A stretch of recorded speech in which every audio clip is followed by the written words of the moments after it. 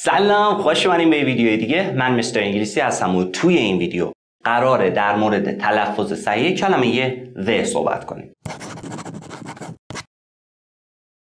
این کلمه فسقلی سه حرفی THE یک سری جا باید the خونده بشه، یک سری جا the. حالا برای اینکه متوجه بشیم کجا باید the بخونیم، کجا باید the بخونیم، اول باید بیایم سراغ تفاوت بین consonants و vowels. شاید با خودت بگی که بابا این خیلی ساده است، ولمون کن، برو بریم سراغ اصل مطلب. میگم نه، اصل مطلب همینجاست. من مطمئنم نکته هایی که میخوام بهتون بگم در مورد تفاوت این دوتا چند درصد بگم؟ 99% نمیدونید. بیایم بریم سراغش. ببینید ما توی زبان انگلیسی یه vowel sounds داریم یا آواهای صدادار، یک vowel letters داریم یا حروف صدادار. همین موضوع در مورد کانسوننت هم هست. یک کانسوننت ساوندز داریم یا آواهای بی صدا، یک کانسوننت لترز داریم یا حروف بی صدا. حالا فرق اینا دقیقاً چیه؟ بیا تا بهت بگم. توی زبان انگلیسی ما کلاً 26 letters داریم، 26 تا حرف داریم. یعنی A B C D تا زده بشماری میشه 26 تا. از این 26 تا 5 تاشون vowel letters هن. یعنی از این 26 تا 5 تاشون حروف صدا دارن که اونا هستن A, E, I, U و O. 26 تا 5 تاش کم بشه 21 دیگه میمونه. 21 دیگه از حرفایی که داریم consonant letters هن یا حروف بی صدان که اون حروف هستن. چند تا مثالش اینجا بردم. L, M, N, P, Q, T. اینا میشن consonant letters. هرچی ما در مورد consonants و vowel شنیده بودیم همینا بود، اما ما یه consonant sounds و یه vowel sounds هم داریم.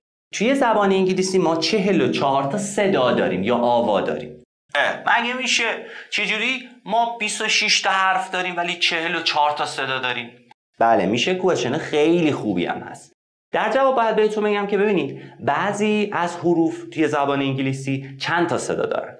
مثلا حرف A یه صدای ا میده، یه صدای آ میده.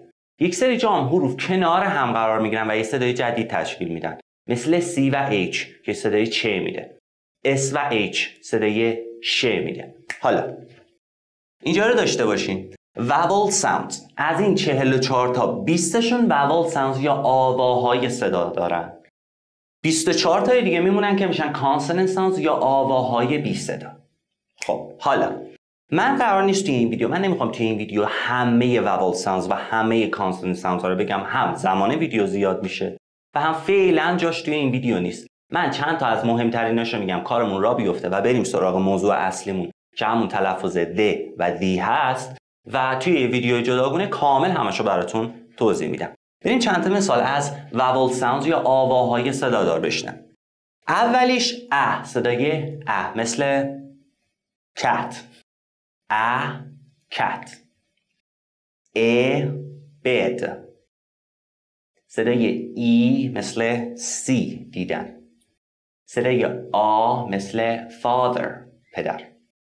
صدای مثل book و صدای مثل blue. 20 تا بودن vowel sound و آواهای صدادار، ولی من چند تا از مهمتریناشو فعلا بهتون گفتم. بریم چند تا مثالم از consonant sounds بشنویم. پ. صدای پ مثل pen. صدای ت مثل teacher و صدای ک مثل car.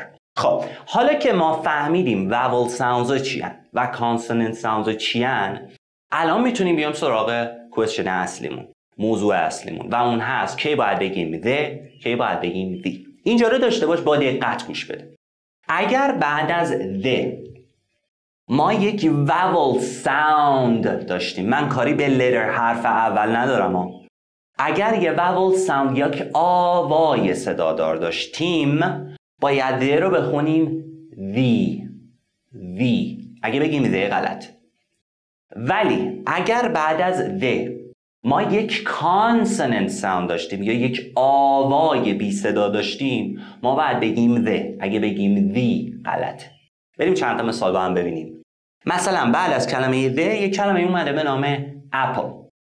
من کاری ندارم حرف اولش چیه، اصلا مهم نیست. صدای اولش چیه؟ apple صدای اولش چه نوع صدایی بود؟ vowel sound یا آوایی صدادار بود. پس ما باید بگیم the apple. the apple. اگه بگی the apple غلط. مثال بعدی.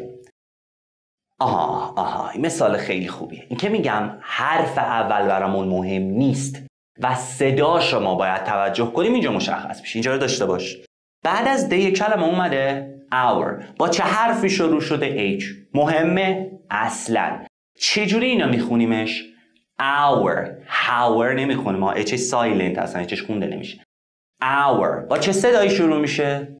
our. صدای چه نوع صدایی بود؟ vowel sound بود. پس ما باید بگیم the hour.